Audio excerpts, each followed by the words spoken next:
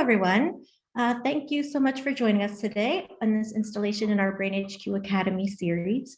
Today's topic for this webinar is COVID in the brain, what the science tells us. My name is Mahncke and I'll be your co-host today. Most of the talk will be led by Dr. Henry Mahncke. Henry earned his PhD in neuroscience at the University of California in San Francisco, where he studied brain plasticity with our co-founder, Dr. Michael Merzenich. And he became the CEO of Posit Science, which is the makers of BrainHQ, in 2011. He'll be talking about how COVID works in the body with an emphasis on long COVID in the brain. After that, Henry will be joined in conversation with a special guest, Anne Quemere. We're really excited to have her here today. She's a nurse from the Boston area. Anne has been experiencing neurological effects from long COVID, so she's knowledgeable about this topic both from a medical and a personal perspective. Following that, we'll have a live audience Q&A for the remainder of our time. And if you want to ask a question, you can just hover your cursor over your screen and click on the little button at the bottom that says Q&A and type in a question there. We'll get to as many of them as we can in the time that we have left. The webinar is being recorded, so if you have to leave early or if you want to review it later or share it with someone else, in about a week, we'll be sending out a link so that you can see it. And that will be available on our YouTube channel. I think that's about it. So I think we're going to get started with a quick poll, and that's just, do you know someone who's had COVID? You can click yes or no right in your answer box there. And it looks like really a lot of people do. Yeah, these answers are coming in pretty clearly, aren't they, Mahncke? It's been quite 2 years, hasn't it? There's been a lot of people with COVID. So it's looking like about 90% of people who are on this call do know someone who's had COVID or maybe had COVID themselves. And so we're just kind of interested if any of them had any kind of neurological issue associated with that. And if you want, you can just type what that was down in the chat. Again, just put your cursor over your screen and click the chat icon and just let us know what kinds of brain fog or other neurological symptoms they might have had, if any. Looks like we're settling down at about 89% know someone who's had it. All right, well, we look forward to seeing some of that in the chat, and we'll be able to connect that to what we're talking about today, Mahncke. I see the number of people are putting in some comments for us, so thank you.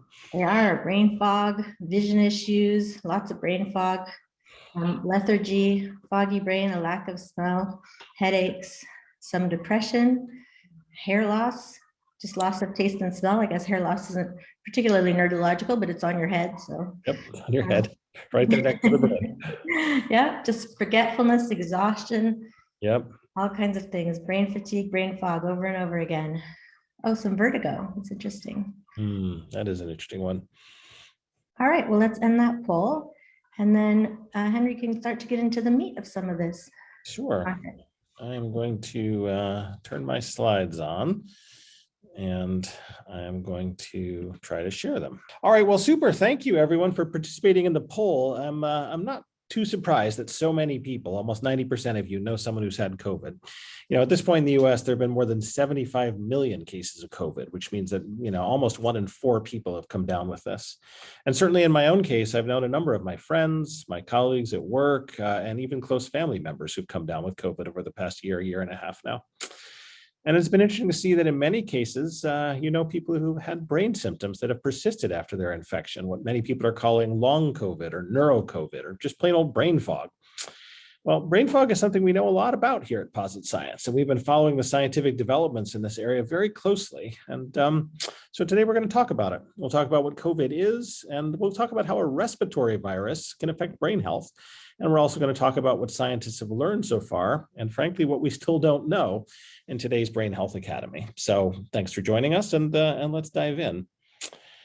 So pretty soon after the COVID crisis began, way back in the first part of 2019, you know, a good thing happened, which is that many people who had been infected by the COVID virus got better. And that's an important thing to remember, right? As deadly as this virus has been here in the US, we've had almost 1 million people who have died, unfortunately. Most people, 98, 99%, eventually clear the virus from their systems. But as those people recovered, many of them started to report that they had ongoing cognitive issues. And here's a few examples, right?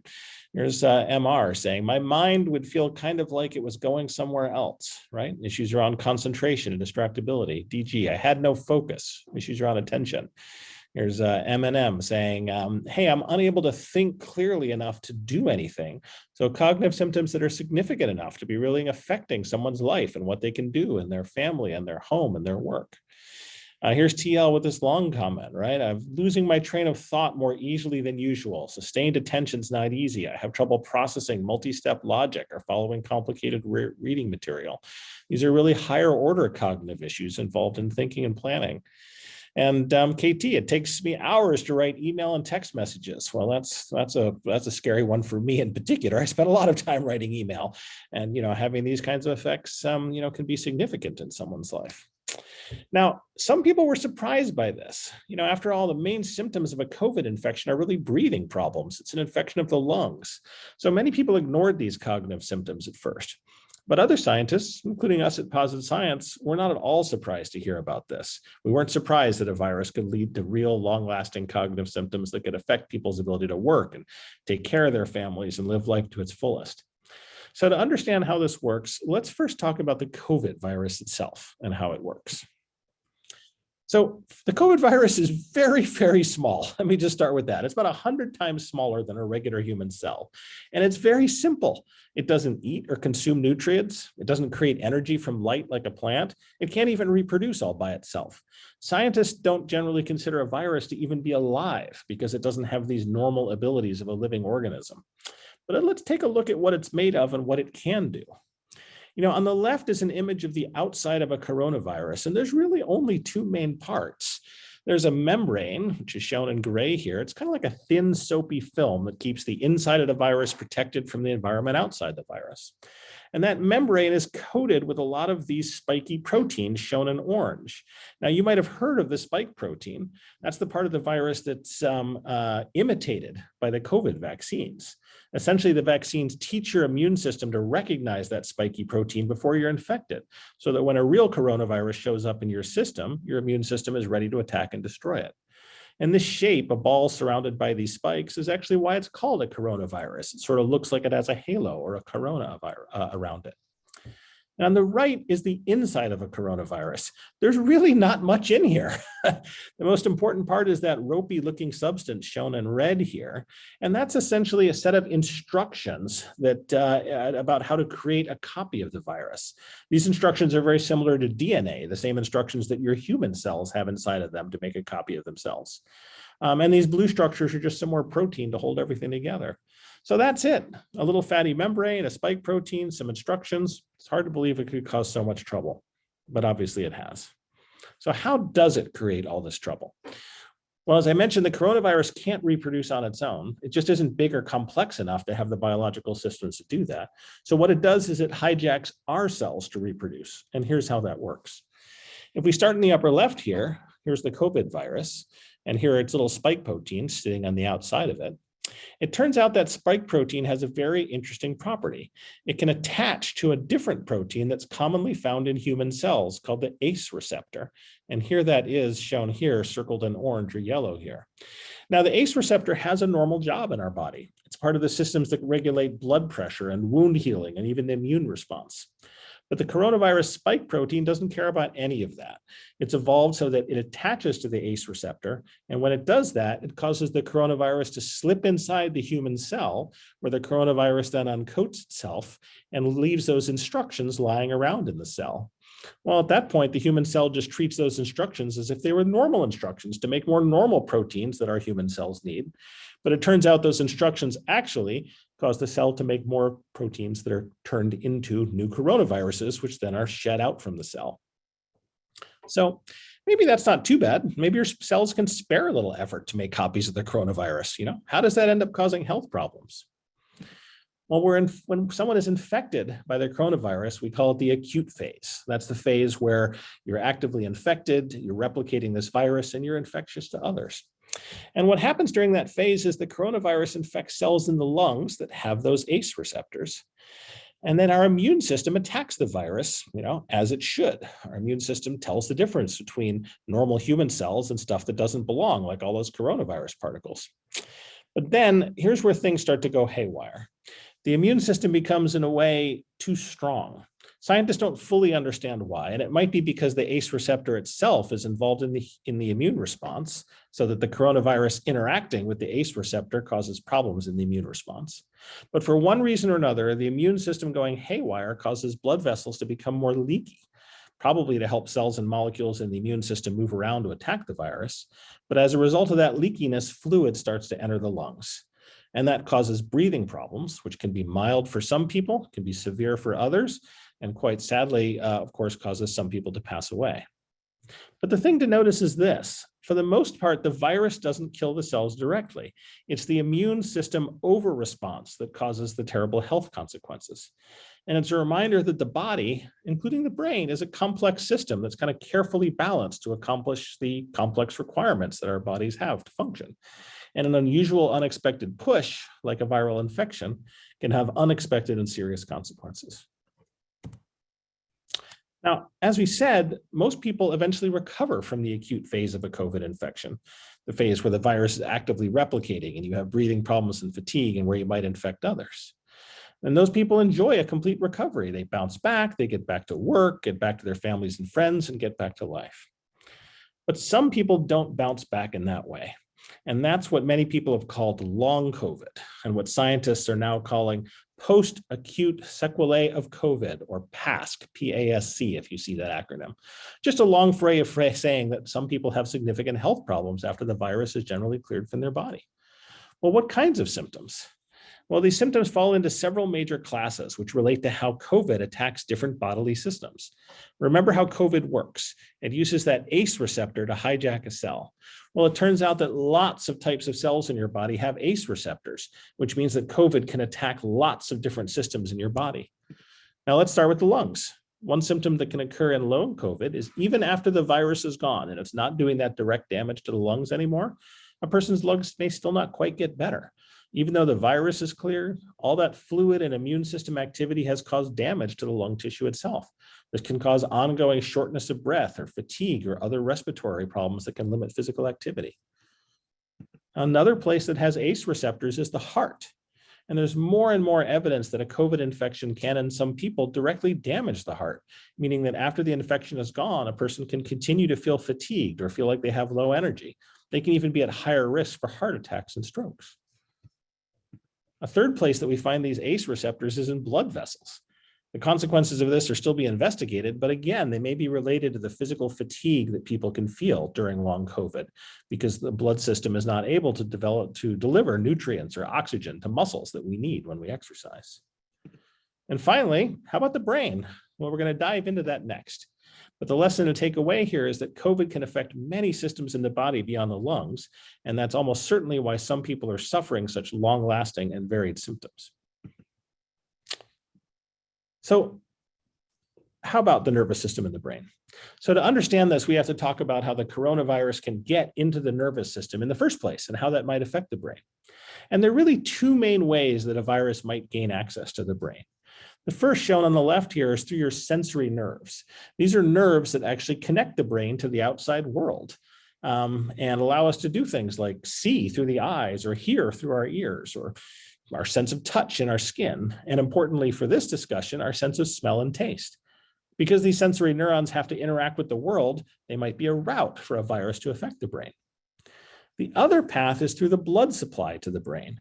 Now, blood brings oxygen and nutrients to the brain, and it can potentially bring infectious agents to the brain as well. So let's start with smell. Why do some people with COVID lose their sense of smell? This is a very surprising observation when it first started to come out. Well, let's look at the sense of smell. Here's a picture from the side of a person's head. It's a cross section, but it's a little bit hard to recognize. There's the nose, like there, and there's the mouth, like there. And that green section is the nasal passage. This is inside your nose, where the air goes when you breathe through your nose, like when you're smelling something. Turns out there's quite a lot of space in there. Now, one important structure in there is part of the olfactory system.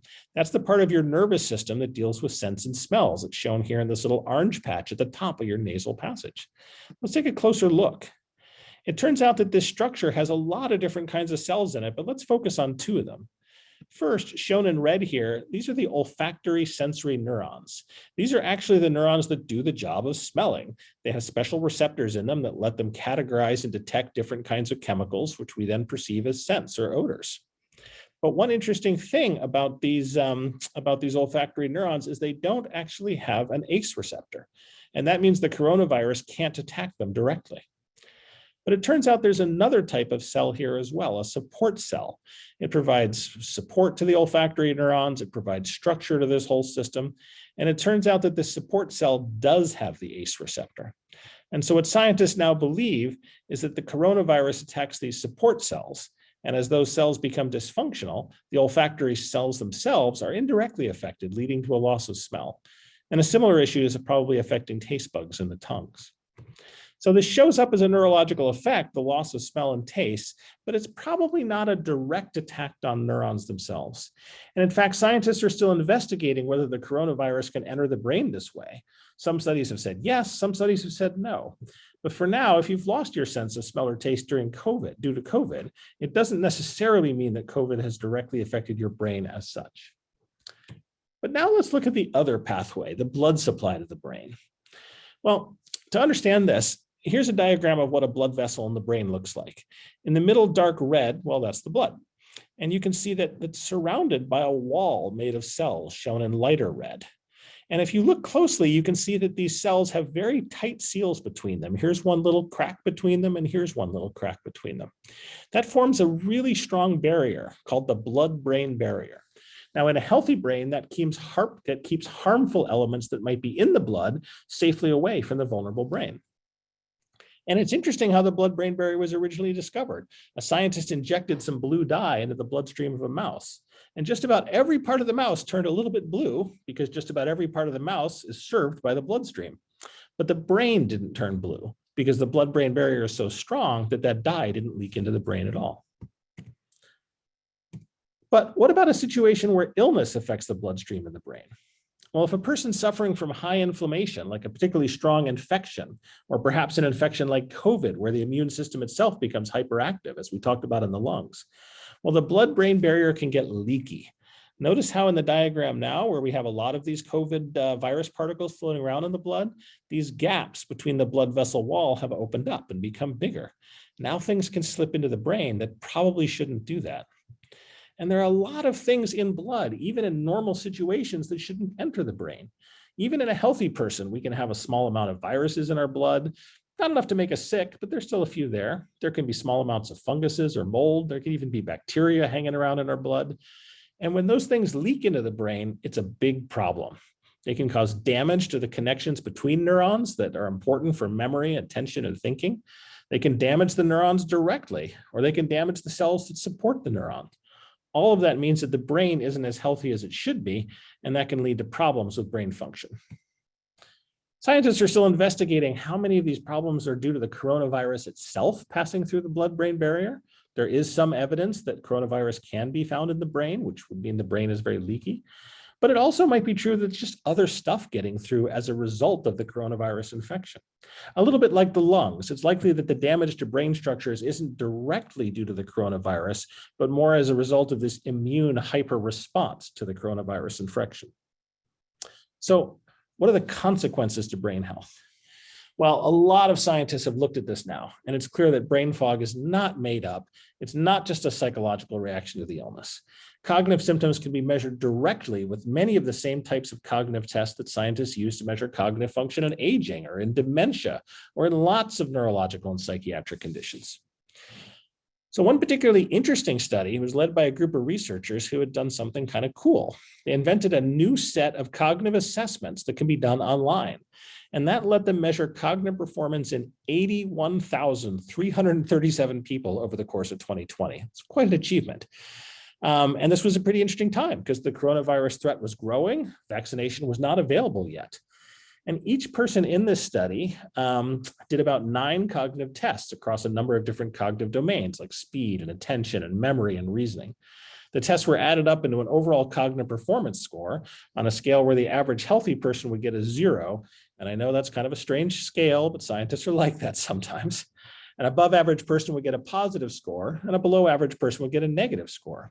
And the researchers also asked people about the severity of their COVID symptoms. Now, all these people that they checked on their COVID symptoms were in the post-acute phase. They weren't exactly infectious anymore. The virus had gone, but they talked about their history with it. And that led the scientists to do this very clever analysis. What we're looking at here is the level of cognitive impairment in people grouped by the severity of their symptoms. And as the bar goes down from 0, which represents normal cognitive function in healthy people, we can see that even people who had symptoms from COVID but didn't have any respiratory complaints had a tiny level of cognitive impairment. People who had respiratory symptoms but didn't need any assistance at home had more cognitive symptoms. And in fact, those cognitive symptoms grew and grew the sicker and sicker that people got. And in fact, the people who went to the hospital and were put on a ventilator had the largest cognitive symptoms by far. And those symptoms were pretty significant. The cognitive impairment in this group, people who went to the hospital on a ventilator, that level of cognitive impairment was about equivalent to aging from 20 years old to 70 years old. So that's a pretty large effect. Now, in addition to these cognitive performance results, many people with long COVID also suffer from mental health symptoms like depression and stress and anxiety. Now, in some ways, those are a natural psychological reaction to the challenges going through COVID. It's reasonable to be depressed, stressed, and anxious in the situation. But these mental health issues are also likely caused by underlying brain health issues.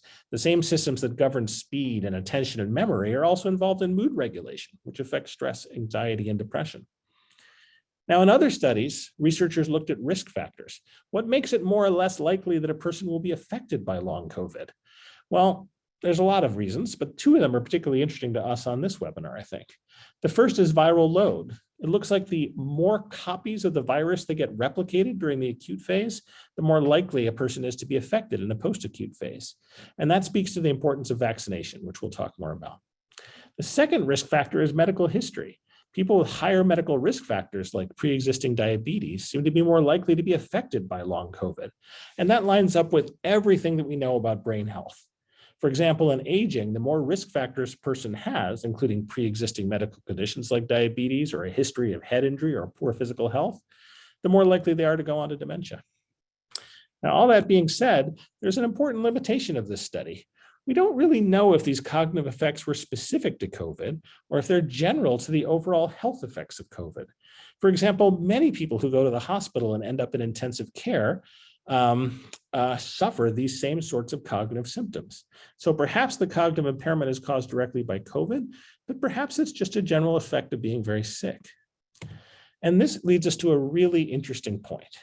The cognitive symptoms of COVID infection, things like processing speed, concentration and attention, working memory, mental fatigue, mood and anxiety, are actually pretty common and associated with a number of illnesses. For example, many people report long-lasting consequences from Lyme disease, which is a tick-borne infection that includes cognitive problems. The same is true for HIV infection, which can lead to HIV-associated neurocognitive disorder, and for chronic fatigue syndrome, where the original causes are still not fully understood, and concussion, where many people experience a full recovery, but some people don't, experiencing long-lasting cognitive symptoms, particularly seen in service members and veterans who came back from the war in Iraq and Afghanistan. And in chemo brain, where people can suffer cognitive symptoms well after their cancer treatment is completed. The picture this paints is that cognitive symptoms may be pretty common after a wide variety of illnesses and disorders. These illnesses and disorders are so different. The physical injury from a concussion is pretty different from the viral infection of HIV, for example, but the cognitive consequences look pretty similar. I mean, how could such different conditions cause such similar results? Well, one possibility is that maybe all of these conditions affect blood-brain barrier integrity.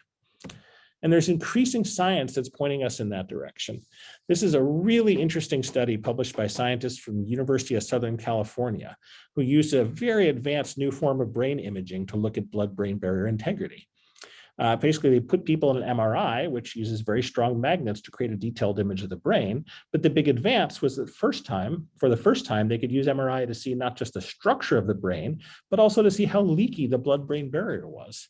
They collected data from 160 or so people, some of whom had normal cognitive function, and some of which had the earliest stages of memory loss associated with the onset of Alzheimer's and dementia. And on the left, we see an image from the hippocampus of a person with normal cognitive function. The hippocampus is part of the brain that's deeply involved with the formation of new memories. It generally has to work for you to learn and store a new piece of information. And in this cognitively healthy people, we see it's all lit up in blue, which means the blood-brain barrier is strong. Nothing is really leaking.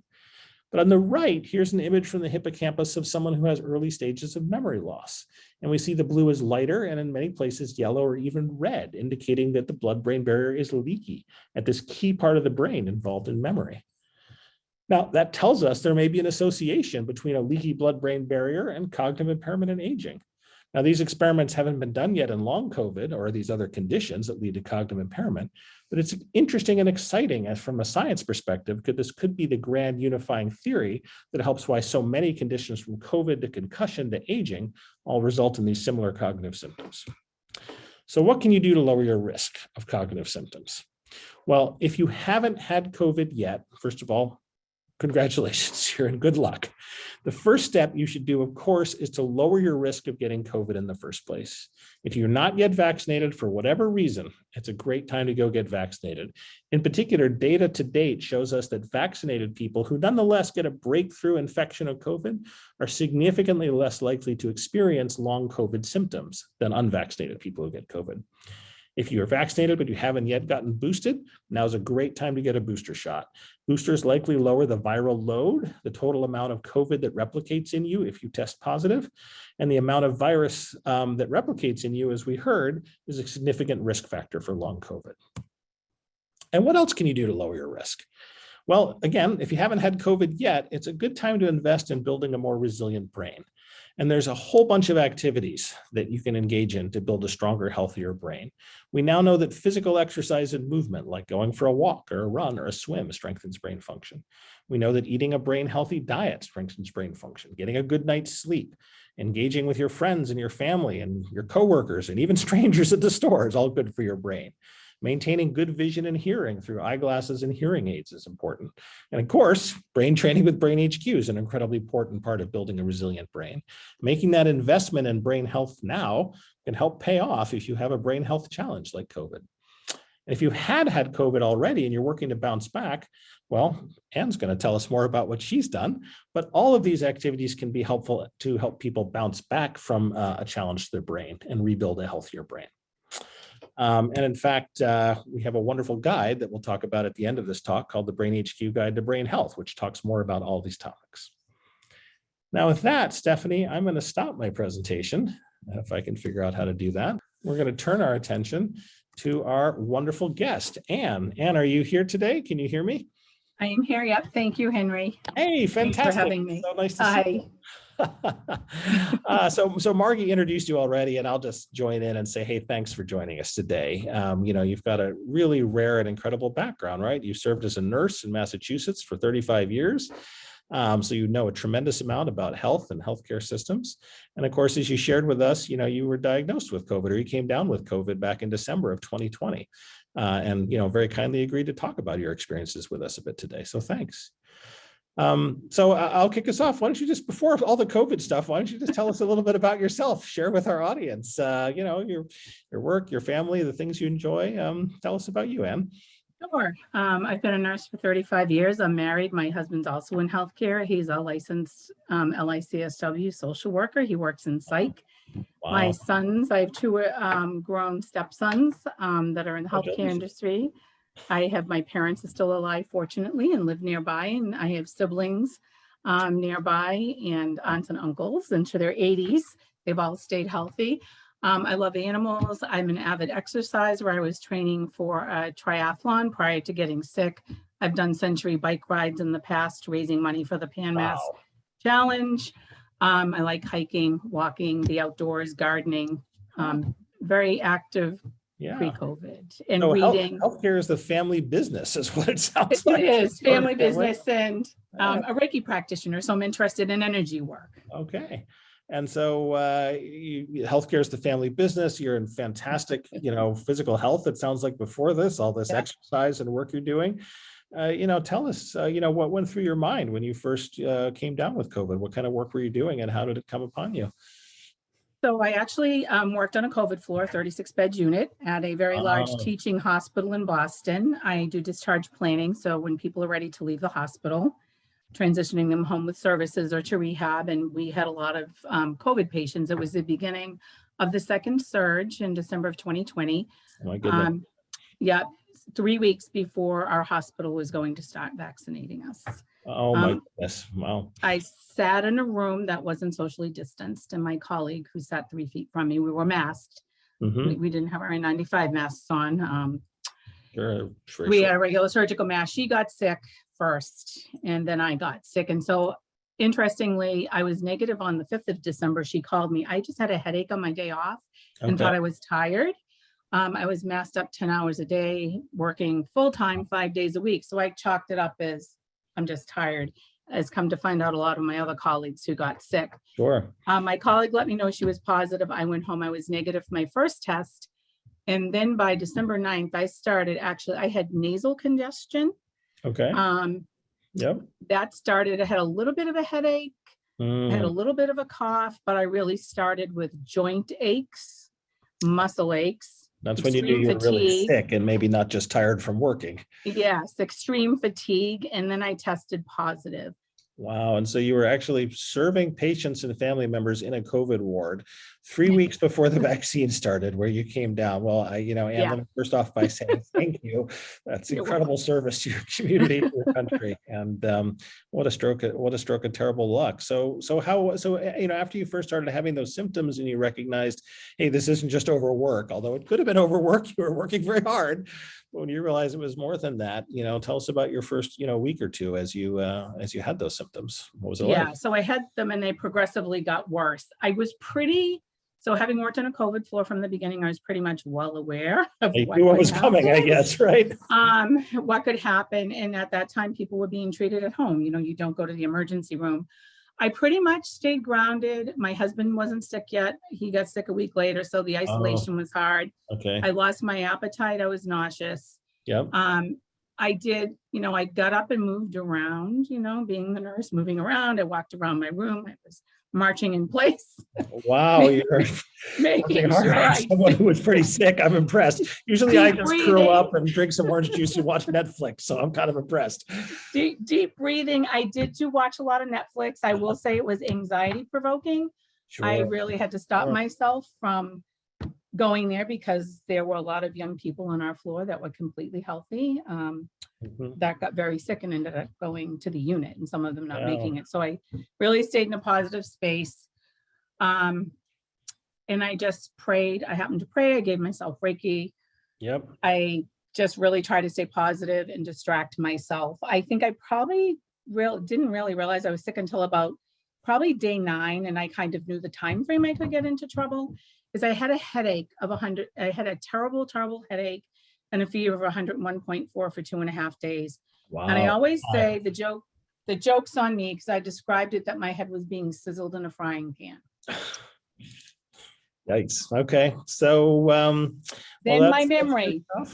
And then so what was it like, or when did you start to realize that maybe other people were getting better and maybe you weren't getting better in quite the same way that other people around you were?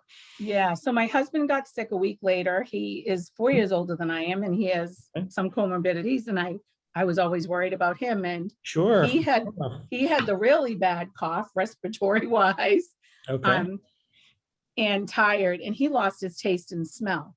Oh, he did. Oh, wow. He lost his taste and smell. He got it back in less than a week. Okay. At that time, I can't remember how long they were keeping us out of work. Anyways, he recovered. He was going back to work, and I was not getting better. You probably thought, okay, well, today's the day I'm going to start to bounce back. There's my husband. He's bouncing back, but you weren't. No, I never thought I wouldn't have had extreme fatigue. I was really, I probably felt good maybe just for a couple of days, like maybe around Christmas. Okay. And then things started to not go well. Oh, yeah. How so? The fatigue, when I spoke, the words I wanted to say were not the words that came out. Oh, I mean, that's definitely a cognitive symptom. That's definitely a brain health issue, right? That's not your lungs not making the right sounds, right? That's your brain. No, I never had problems with my lungs. So my words weren't coming out. I was extremely forgetful. I could not remember what I did from one. And you're a nurse, right? I can't imagine that you were a very forgetful person beforehand. That must have been quite very organized, very efficient. Yeah. You know, it might you need to use your executive functioning to be a nurse. Yep, of course. Of course. And the fatigue. And then I just had an array of symptoms, and I was very irritable, which was not like me. Like people, I was very short. My personality was not my typical. Sure. I was pretty laid back and grounded. Normally a caring profession, a nurse. And Yeah. can I ask, did your husband notice the cognitive symptoms as well? Or he was back to work? He might have been very busy. Yeah. No, he noticed. Okay. He noticed. Well, you know, not all husbands, but I'm glad in your case. He's a social worker. That's good. Yeah, so he did notice. What did you think of it? What did he make of it? You know, I think at first we didn't think too much. I was really tired. And then I think as I started talking to my boss, I'm like, I can't come back. It was more the fatigue, and my symptoms were all over the place. So I don't know if there's any other COVID long haulers on here, but typical of what a lot of people experience. My EKG was okay because I did have a little shortness of breath, not bad. My blood work was okay. My clotting disorders, my liver functions. I had an MRI of my brain. That was fine. The brain, right. So at the at the broad level, your brain looks healthy, but of course we know from your experiences that something underneath that wasn't working right. And now this was a time, of course, that the patient burden on the healthcare system was growing and growing, and it sounds like your work wanted you to come back. They did. And except I couldn't. So that's when I started, I really started noticing the fatigue and working with my physicians that I would be really tired. So if I got up and I took a shower, I had to rest for a couple of hours. It was very debilitating, fatigue. And the cognitive fatigue, and really having to realize if I did too much, I was even in more trouble, like the post-exertional malaise. And how long did that go on before you just sort of thought, wow, this is what I would call long COVID, or I have these unusual symptoms? Did you know other people maybe who are having the same challenges and recovering, or did you feel like maybe this was just you? No, interesting. My colleague who got sick first and is 30 years younger than I am, she had respiratory problems and some cognitive. So I would text and check in on her and say, hey, Anne, how you doing? And she went back to work and she said, Anne, I need to get out of here. She said, what I want to write on my paper is not what I'm writing. So she had the translation of trying to get out of her brain onto paper. Right. Well, that's got to be very scary again for a nurse. You need to write what you need to write. But it must have been, I would think, a little bit of comfort for you to know that you weren't the only one who was having these unusual symptoms. I mean, did you feel like these symptoms were well known in the healthcare system when you were experiencing them, or did you feel like you were an unfortunate pioneer, if I can put it that way? I don't think they were well known. I ended up going online, and the UK had information and then some Facebook groups. So I can say that in the hospital, when I think back to the first time we had a patient readmitted that had COVID that was hospitalized, I remember saying to the hospitalist, do you think he has COVID again? And now in hindsight, looking back, we didn't know about long COVID. I see. It was a COVID long hauler, but it was very isolating because people didn't know about it. And now, we're in February of 2022 now. So I guess it's been about 13, 14, 15 months. Do you feel like your symptoms have gotten better a bit? Are you still experiencing some of these cognitive health issues? I'm still experiencing the cognitive health issues and the fatigue. I'm much better than I was a year ago. That's after good. My acute illness. I'm probably better than I was 6 months ago. Good. All right. Yep. Well, what have you been doing to help get better? You're a nurse, of course. You think about healthcare a lot. Tell us, as you experience these symptoms, what did you decide to do to try and help yourself? And did you get help from the healthcare system? I did. So I have to say I'm extremely fortunate. I will give away where I work. I work at Mass General. I'm very fortunate that they top tier health system. Yes, and I'm actually in that health system. They have a COVID survivors clinic. That's wonderful. That I was able to refer myself, and I was able to get in a lot earlier than some people. So I was seen in February. So they have an integrative approach with Eastern and Western medicine. So I did acupuncture almost weekly for 5 or 6 months, and then that decreased. I went through the Henry Benson SMART program for resiliency. I had meditated prior to getting sick and had done yoga, but I can say when I look back now that I really was not the same person. Walked, I had a healthy diet. I really try to do a low histamine diet. I mean, I was really reading about all those things. I have allergies. I thought, well, gosh, I'll try, did the whole elimination diet and trying to get back, sleep. My sleep has been disrupted. It still does get disrupted. So, the meditating, taking melatonin, magnesium is what my prescribers Okay, you really had said. at this full bore then. I'm impressed. Walking. I do take Wellbutrin that was prescribed not for depression, but to give my brain a little kick, to help with that a little bit. So I have done all of those things, and I would say that the recovery is not linear. It's this dance. The 2 steps forward and 1 step back kind of thing. Yes, and I happen to be in that spot now where I had a lot of appointments the past few weeks. Okay. And I am. I went back experience this weekend to ask my husband. I was looking for my pocketbook and said, "Where's my cookbook?" And a lot of fatigue. And brain fog. So it's really, I have to use a planner. I have to plan my day out. I have to make sure I build rest time in. I do get distracted. So I had to try to keep myself focused. And tell me, it sounds like you came across BrainHQ somewhere along the way in that progress. How did you come across it? I did. I can't remember how I found it. I actually think a friend told me, one of my Reiki practitioners. Oh, that's great. I found it. I think I started doing it in April. And I think, as I mentioned, I was quite astounded that I had neuropsych testing. When I first started the training, I was actually a little freaked out, to be honest. I'm sure this is it's a lot to go through. My Even neuropsych with your background and your experience, right? It's a lot. It was so similar to my neuropsych testing. So I'm pretty committed to it. What I like is that it shows me where I improve. Okay. I do like that I can see the progress that I've made. And I can also tell when I'm not feeling well and have an off day, kind of where I struggle. Yeah, no, I know exactly what you mean. It adapts to you and pushes you on a good day, but hopefully backs off on a tougher day. Yeah. Well, it sounds like you've put together, quite a comprehensive program, and this is generally what we recommend for anyone thinking about brain health. There's no one magic bullet, but there's a lot of practices that you can pull together to help with your brain health, and I'm glad it's been helpful to you.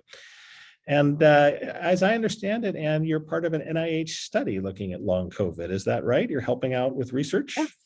Yeah, I'm actually part of the NIH Recover study.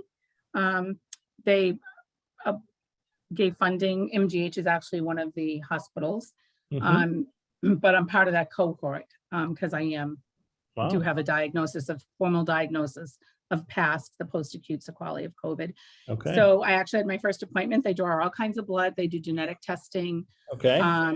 They measure your pulse and blood pressure, your height and weight, your circumference. Or your circumference, like your your waist, your hips. I'm like, okay. They're like, you have to see the nutritionist. I'm like, I've already seen a couple that I won't tell you what they said, but they said they basically just weigh and measure. So I am part of that study, and I am hoping, I think if they find things, if they start some clinical trials, if you qualify them for them. But I had tons of lab work. The lab work that was sent off to Mayo Clinic in LabCorp, I haven't seen yet, but they are doing genetic testing. They're trying to find out if certain people are predisposed. Yeah. And did they do any cognitive testing? I'm curious. Did they? No, not yet. I think that's coming up. I'm actually hoping. Good. I'm glad to hear that it's on its way. I don't want them to forget about it. No, and I will be having repeat neuropsych testing this summer, but I am participating in another study that will do some testing, and I don't know the name of it, but it's almost like magnetic that they're using to target the brain. They've used it with ADHD. I can see that you are a giver both in your career and in your research life now. And Anne, before we open it up for questions, which for both of us, of course, you've been in the healthcare system and you've now been affected by this. I mean, as a medical professional, is there anything you'd like to tell all the people who are on the line today? Anything further that you would like to share with them, just from that unique perspective of a nurse who's been affected by this? Sure. I think, do everything that you can to protect yourself. If you know someone that has it, continue to reach out. It's pretty isolating. Yeah. Be hopeful. I'm hopeful I'll get better. And from the healthcare perspective, for the healthcare providers, they're tired. They're tired and they're burnt out and they're leaving. My nurse that I had at the research center at Mass General had to get pulled out of the CCU to work in the COVID ICU for a Sure. year and a half, and she went back to the CCU and had anxiety and PTSD and left the bedside and is Yeah. just getting help. So just be kind, Yeah, be kind. be As kind and be we've asked an patient. awful lot of our healthcare providers, including you, over the past year and a half, and they've given so much. So Yeah, be kind and be patient and do everything that you can to protect yourself and those people you love. I think that's wonderful advice in any time, and it's particularly acute advice right now. So thank you, Anne. Thank you for sharing that. That's your story. So Margie, maybe we should open it up to questions, and Anne and I are both going to take questions about everything. Anne is obviously very knowledgeable about the subject as someone who's been a direct experiencer of long COVID and in a healthcare professions, and I'll chime in as a neuroscientist as people have questions. Great. So just a reminder for people, if you want to ask a question, just click that little Q&A button at the bottom and type it in, and we'll try and get to as many as we can. So the first question people are asking is, some people feel like they've had some of these symptoms, but they haven't had COVID, and they're wondering if it's the isolation of the pandemic that might be affecting them. Well, Anne, I'll maybe kick a little bit to you on that front. Obviously you've been in a very stressful profession. You were probably part of the initial lockdowns, even though you were going to work before you came down with COVID. Do you feel like some of the symptoms around brain health are more broad than just the infection itself because of everything we're going through? Or what's your experience been with the patients that you've seen? I think it's actually broad. I think it's broad for everyone that's in the pandemic, and I see it with my elderly parents, and I see it with some of my friends. So yes, I do think it's broader. I think for those of us who got long COVID, I never thought I wouldn't get better. Not being able to go back to work, that has been something I've struggled with. Yeah, that makes total sense what you're saying. As a neuroscientist, my observation from what I've read and the people that I've seen and people in my own life is, so much of our cognitive health is naturally supported by our engagement with the world, right? We go to work and we get cognitive stimulation. We go out with our friends and we have dinner, or we go to a movie or go to a play and our brain gets stimulated. We go out for a walk. And, with the lockdowns that happened, that were necessary, right? We were trying to control the spread of this virus. But a lot of that cognitive stimulation kind of got removed from us. And, we know it posits science, and, as a healthcare professional, the brain adapts to the environment it finds ourselves in. And if we find ourselves in an environment where our brain doesn't need to do as much as it used to because we're at home and we're not doing all this, the brain kind of gets a little slack over time. And that slackness, but it is a real issue. It can lead to thinking problems and memory and attention issues unto itself. And certainly it can contribute to issues around depression, anxiety, and mood. So I think that, many of us are kind of affected in the slightest, mildest way as a result of just the changes that our societies had to endure. And of course, people like you who've gone through COVID and have these longer symptoms, you're of course getting a much more intense version of it. But it's been a tough brain health environment for just about everyone, I would say, Margie. Yeah, for sure. It has for me. A couple of people, Judith and a couple other people have asked, is there any evidence that the COVID vaccine can cause similar issues? Any evidence that the COVID vaccine can cause these kinds of cognitive health issues? Is that how you take the question? I definitely haven't seen anything along those kinds of lines. The COVID vaccines were tested in these very large scale randomized controlled trials that the FDA oversees. And, they collected a lot of side effect data during those trials. And, in any kind of trial, there's always, people experience symptoms. And what's important to ask is, hey, were the symptoms in the group that got the vaccine any different from the symptoms in the group that just got, the sugar water or the saline solution, the placebo? And, in those trials, to the extent that there were any cognitive symptoms reported, they were just equivalent between the two groups, which I think most people took to mean, hey, sometimes getting vaccinated is a little bit anxious, makes you a bit nervous, but there didn't seem to be any effects due to the vaccination itself. Anne, as a healthcare professional, have you heard anything about that you'd like to share with our audience? So it's interesting. So I think some people, what they consider maybe your immune system working, consider it a side effect. So, you might mount a response and get a headache, be tired. I haven't seen any data, so I'm just going to preface it. But from some of the groups I've been in, some people have reported having some vaccine effects, adverse effects. It's a very, very small number. Yeah. And I haven't seen a lot published out there in scientific data. So that's just what I'm hearing. Yeah, I certainly know that when I got my first shot and then I got my second, I spent a day or two, like you said, lying in bed, watching some Netflix. I know that first, 12 or 36 hours, I felt pretty foggy, and glad that I was able to take the day off. But yeah, I don't think we've seen things that seem like they're longer than that. But good to check on. Margie, so what else do you see? Yeah, sure. So Janet writes, "Anne, thank you for all you have done for others. You put yourself at risk for the rest of us. My question is, can you speak more to the acupuncture and how that might have helped?" I'm sure. So I actually saw a Chinese acupuncturist, and I was just so amazed because he would just feel my pulse and know where to put the needles. And I actually felt better, like I would feel clearer. I just felt like I had more energy. And I think for some people, you have to experience the needles. Don't bother. It was just amazing. He just knew where to, right where to go. And I always felt better after. And even sometimes he would say, "I'm going to work on your lungs." And I'm like, "But they feel fine." And he's like, "Well, they're a little congested."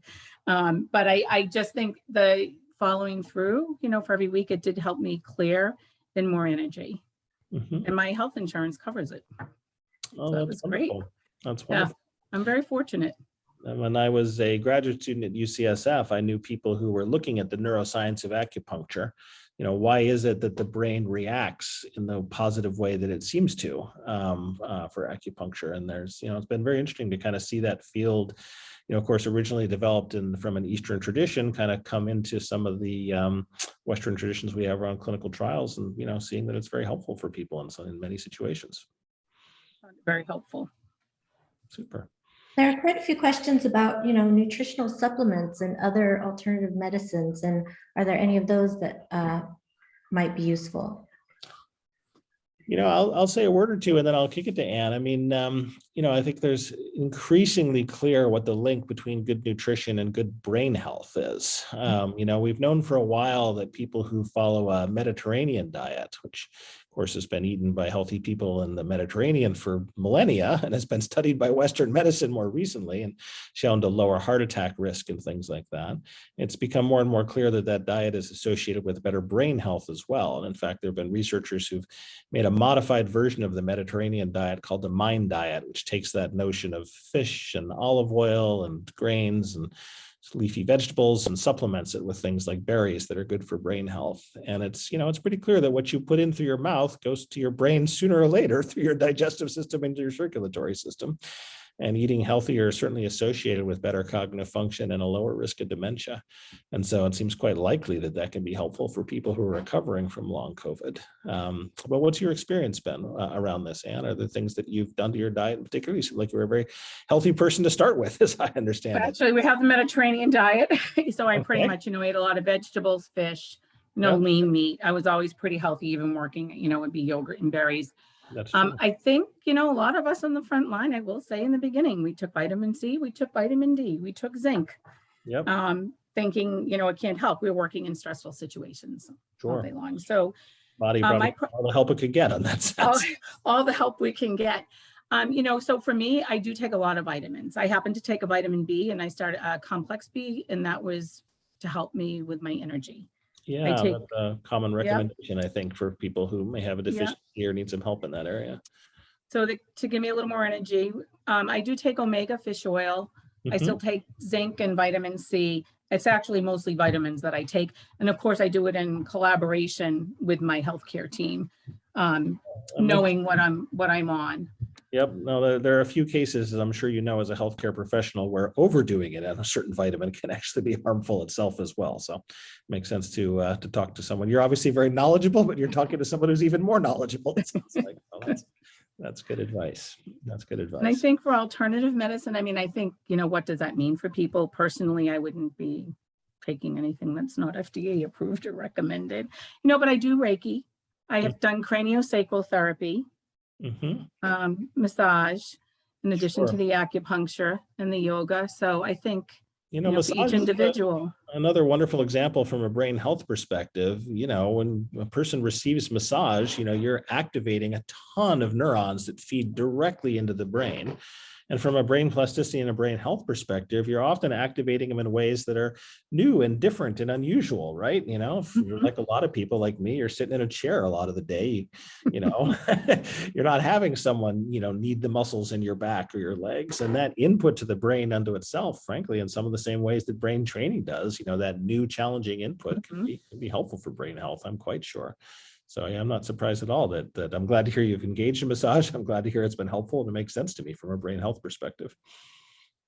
There's a reason all those cultures have invented it all around the world. And I was that way long before I got sick with COVID. And actually, I have an aunt who was like that, so long before her time. Yep. Okay, makes sense. Yep. The next question is, what therapies exist for maintaining and healing the brain-blood barrier in general? So. Boy, that is a great question. And, one thing I can say is that there is the first bit of initial evidence that brain training can be helpful, at least in animal models. There's a wonderful collaborator of ours at Posit Science up in Canada at McGill University, Etienne de Villers-Sedani. He actually worked for quite some time with our co-founder, Dr. Michael Mahncke, on issues around brain plasticity. And he's been doing experiments where he gives brain training for rats. And for those of you who've been doing BrainHQ, you'll be happy to know that there's a rat version as well for training rat brains. And what he has seen, again, in the earliest bit of evidence here, is that, hey, rats who go through brain training can strengthen their blood-brain barrier. I mentioned that old experiment where a scientist put some blue dye into a mouse and found it dyed the whole mouse blue except for the brain. Well, our friend, Dr. Etienne Villers-Sedani, repeated those experiments and showed that, hey, for rats that had leaky blood-brain barriers, if they did this brain training for rats, that got tightened back up again. So he's looking to extend those experiments in rats, and we certainly hope at some point to be able to do clinical trials, a little bit like the one I showed you in the slides, to see if brain training helps in people as well. So that would be very exciting. Outside of that, I don't think there's too much, it's only so recently that it's been discovered that this is an issue, but I'm not aware of too many other therapeutic approaches or drugs, for example, that have been shown in this area. And is this an area where you want to comment? Do you know more about this? No, I don't. Yeah, it's so new. I think we're just learning all of it. I'd likely to believe that all of the brain healthy things we've been talking about, exercise and good nutrition, probably these are all things that are keeping our whole body healthier. And I would be not at all surprised to find out they were keeping our vasculature, our blood systems healthier as well. But we need to do more science in this area to know for sure. Great question, though. Okay, so Barbara asks, suppose someone already has a quote unquote weak brain because of concussion or something like that, and then they get COVID. Does that put them at a greater risk for long COVID or for these issues? I'll say probably. We don't know yet. People are still investigating long COVID. And, the risk factors they have found for long COVID, one, as I mentioned, were higher viral load. If you had a worse case, so to speak, or had more virus replicating, you're at higher risk. The other thing they found was a link with diabetes. And what the researchers said was probably not diabetes only. That's probably just the most obvious one we found. And we'd have to guess that there's a bunch of other health conditions that contribute to risk. And that's exactly how we think about brain health risk, the more risk factors you have that add up, one of them finally is the straw that breaks the camel's back, if I can put it that way, that kind of puts you over the edge and you start to experience these kinds of long COVID symptoms. And so in that sense, if I had to guess, what I would say is that the science will eventually show us that, hey, you're at the least risk if you have no risk factors, but if you have diabetes or if you have a history of head injury, I wouldn't be at all surprised to see eventually an association of long COVID with a background of cancer or cancer treatment, other viral infections. This all kind of stacks up. But, these are all risk factors. And, here we are, Anne, I'm talking to you, and I wouldn't say, it doesn't seem like you had very many risk factors. You really didn't exemplify. No, I had moderate to severe asthma. That was it. That was your risk factor right there. And so, I don't want anyone to walk away feeling invulnerable because they have no risk factors. There are people who come down with mild cases of COVID and walk away with significant long-term symptoms. And I also don't want to have anyone walk away feeling doomed if they have several risk factors. There are people who have a number of risk factors and go through COVID and bounce back. So that's what risk factors are. That being said, as scientists, we look at some of these risk factors as modifiable. Right now, if you have a history of head injury, that's what we call a non-modifiable risk factor. That's in the past. Can't undo what was done. But modifiable risk factors, the kinds of things Anne's been talking about, you can improve your physical activity, you can eat a better diet. And of course, BrainHQ is a brain training program that lets you modify your risk factor by improving your cognitive function, your cognitive performance. The question got asked about head injury, and I happened to lead a scientific study that we completed recently called the BRAVE study, where we used BrainHQ with soldiers and vets coming back from the wars in Afghanistan and Iraq, and showed that BrainHQ training improved their cognitive performance in a big, significant way compared to just doing ordinary video games. And what that tells us is that, hey, we can modify some of these risk factors. Even if you've had a history of something that's happened to you, doing brain training, doing BrainHQ can improve your cognitive performance, and in that sense, build your brain resilience over time and lower that kind of risk factor, we think. So great question. Yeah, there's been a lot of really great questions. Let's see. I think time for one more, Mahncke, or should we wrap up? I'll leave it to you. I think that's probably covering the most of them. Let's see. I guess one question that you might know the answer is, are all the variants equal in producing long COVID? Does Omicron? That's a great question. It looks so far like they are pretty equivalent. You don't think that anyone has seen data that says that Delta is more likely to drive long COVID than Omicron. What does seem to matter is a little bit around that notion of viral load, how much virus replicated in you, so to speak, how bad were your symptoms? And, as we saw from the one slide I showed, you're probably better off if you don't go to the hospital, and you're certainly better off if you don't go to the hospital and go on intubation. And so to the extent that the newer variant Omicron is maybe very infectious, is what we've heard, but also maybe not driving quite as many people into the hospitals, we might hope that means that it's less associated with long COVID. Now, that's not because the Omicron is different than the Delta in some kind of genetic or biological way, but might be just a result of people getting a little bit less sick. That being said, I think we're still seeing causes of long COVID coming, even from people who get mild infections and people associated who get infections from Omicron. I mean, Anne, is that consistent with what you've been seeing at, in the hospital system and the patients you talk to? So I know that there's been a lot from my colleagues, and a lot of unvaccinated people have been hospitalized with Omicron. That's the worst.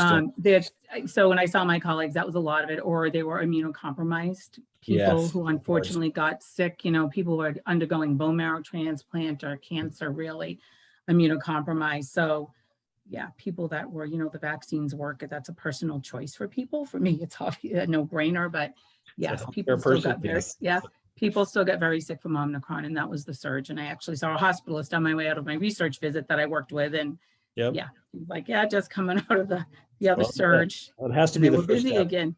And if you're worried about long COVID, the first step is getting vaccinated to try and not get it at all, or make sure you come down with as small case as possible. So, so I think that's I hope that's the answer to that the viruses are, they're different in these molecular ways. They're probably giving equivalent risk for long COVID. And the most important thing is to try and make sure you don't come down with it as best you can.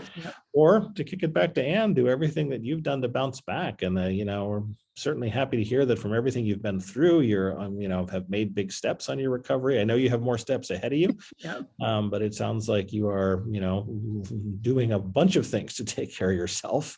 And, I think that we're all optimistic you're going to continue that journey. And I got to tell you, Anna, if this is you with cognitive symptoms, you must have been as sharp as anything right beforehand, because this has just been a wonderful conversation with you. I've really enjoyed it. Thank you. I was. Well, and you're there, and you're going to be even more like that going forward. I absolutely know it. And, I just want to thank you again for volunteering to share your stories. These are health issues that, are, can be very private. And I want to thank you, because I think by hearing them and by sharing your story in the way that you have, you're an inspiration for people who want to take better care of themselves and can see what you've done and know that it's possible. So it's very kind and very generous of you. Thank you for your time. I really appreciate it. You're welcome. I would say that quite a few people are asking how they could sign up for the NIH study. Do you know if they're still taking people? Yeah, so I know two things. You have to have had a positive COVID test. So you have to have a positive PCR test. You have to have long COVID or diagnosis of PASC. And so you can go to the NIH Recover website, or that's one way, and you can sign up. I actually got an email I could forward to you. Or if you're being followed at a COVID survivors clinic or being followed by a physician in a COVID survivors clinic, you're already in that cohort. If you're not, you can go to the NIH website, but you do need a positive PCR test. All right. You know, Margie, we can probably share some of that information when we do our follow-up email. That's what I was thinking. Yeah. We were on the same wavelength. Yeah. I can forward you the email that from the NIH Recover I signed up, and actually tells all about the study and how they're going to recruit participants and what's involved. Great. All right, well, it's 2:06. So at that point, I think we're kind of out of time. And I just want to thank everybody for participating, the panelists and the people who just came too. Stay tuned for information on the next available webinar in this series. The next BrainHQ Academy webinar will be on humor, and it will be in April. Before that, though, we will have a BrainHQ Offers Hours, which is going to be a deep dive on progress and how to understand your progress. And that's going to be on March 16th. So stay tuned for that too. I think that's about it. Any last words? No, thanks to everyone for joining today. Thanks again, Anne, for joining. Margie, thanks for hosting us. And Stephanie behind the scenes here, making sure everything runs on track. Thanks for all your help. And as always, happy brain training. That's what BrainHQ today. Call us if you need any help or advice in getting started. We love to help people get started with this. Thanks.